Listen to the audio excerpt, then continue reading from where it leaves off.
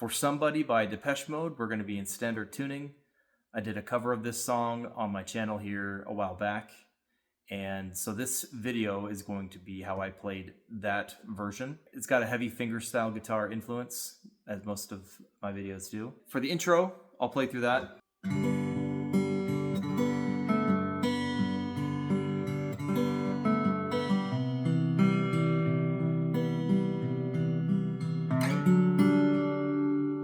The two chords that we need to learn for this are the G. That's without playing the 3rd fret of the B string, so that string will be open. And I use my ring finger on the bass string and pinky on the high string, and that's because we're going to use the middle finger to do a little bit more. So we play that. And then the 2nd chord is going to be a C major 7, which is the same as a C without the pointer finger down. So we play for the G, we start off there and we play. I use my pointer and middle finger for those 3 middle notes. And then we're going to do a couple quick strokes of the bass string.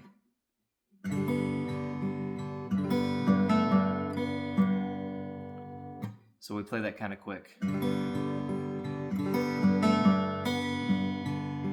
Play it again.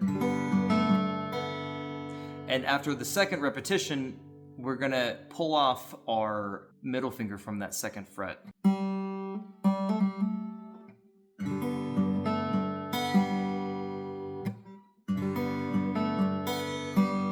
See what I'm doing there?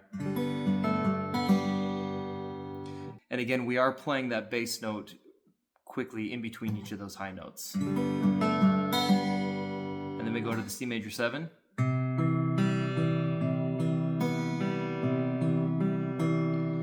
And here we slide up to, it's a variation of a D.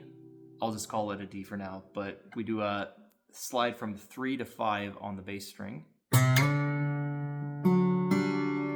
And what we do here is, even though we're in a C major 7 with no pointer finger, we're going to slide that shape up and then put the pointer finger down in what would be a regular C shape. So we have this. No pointer finger, slide up, pointer finger. When he starts to sing on the verse, I want somebody to share the rest of my life, share my innermost thoughts and all my intimate details, someone who... Those are basic chords, again, a G, A minor, and then a D7. And you can mix up the order in which you're picking the strings, but if you want to keep it nice and simple, you can do what I have in the tab here. So to begin, we have the G. And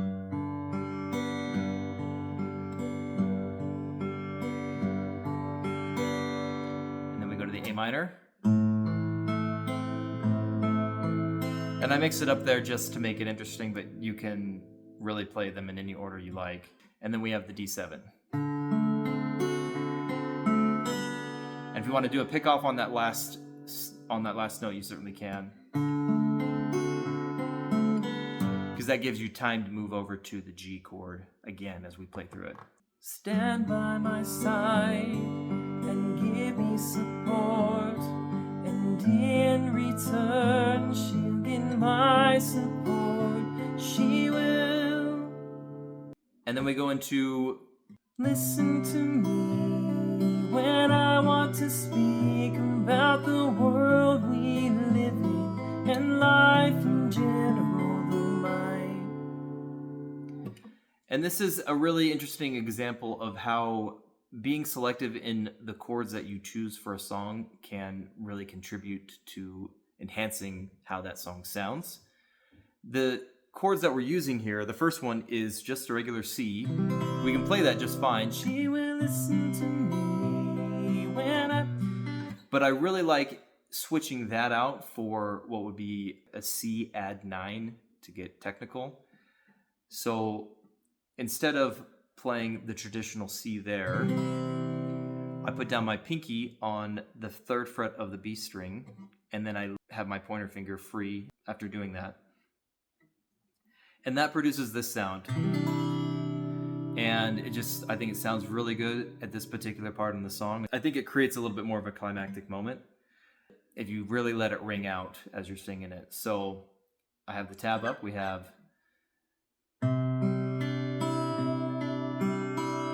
drop the bass note down 1 fret and pluck the same thing with our right hand.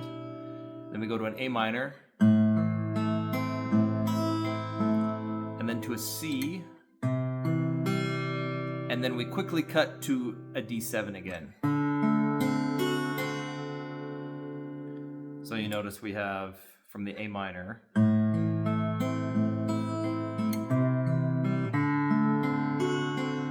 so that jump to the D7 is a little faster. Listen to me when I want to speak about the world we live in and life in general, though my... And you repeat it. Views may be wrong, they may even be perverted. You go on. And then we go on to... My way of thinking, in fact she'll often disagree, but at the end of it all, she will understand me.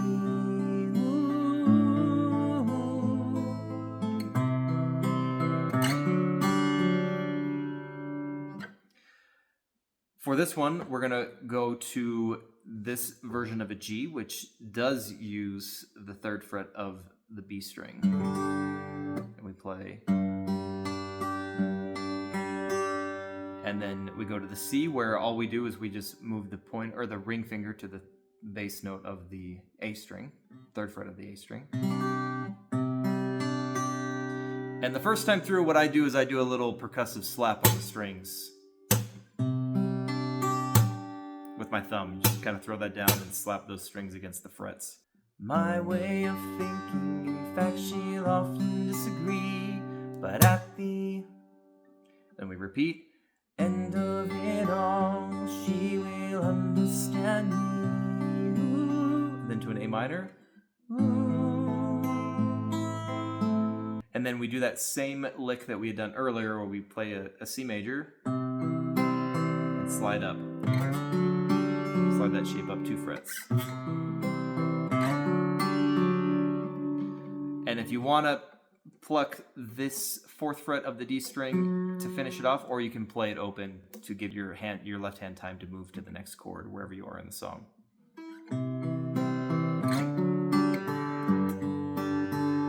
And then as a bonus, I'll show you what I did towards the end of the song. I added a little bit of an embellishment to the main line of the song that I had heard in another version of the song, and I just translated it to guitar. That sounds like this.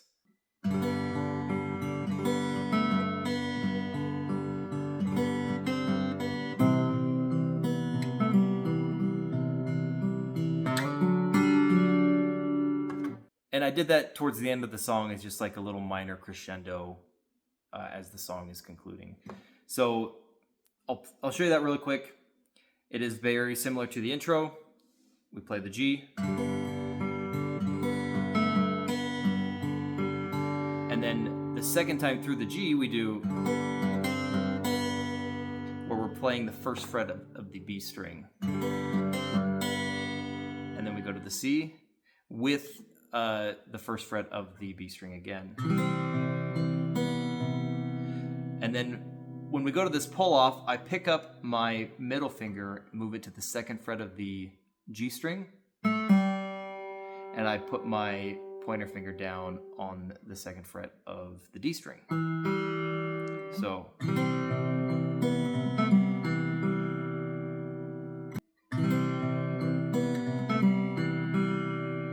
And then we have that same lick again.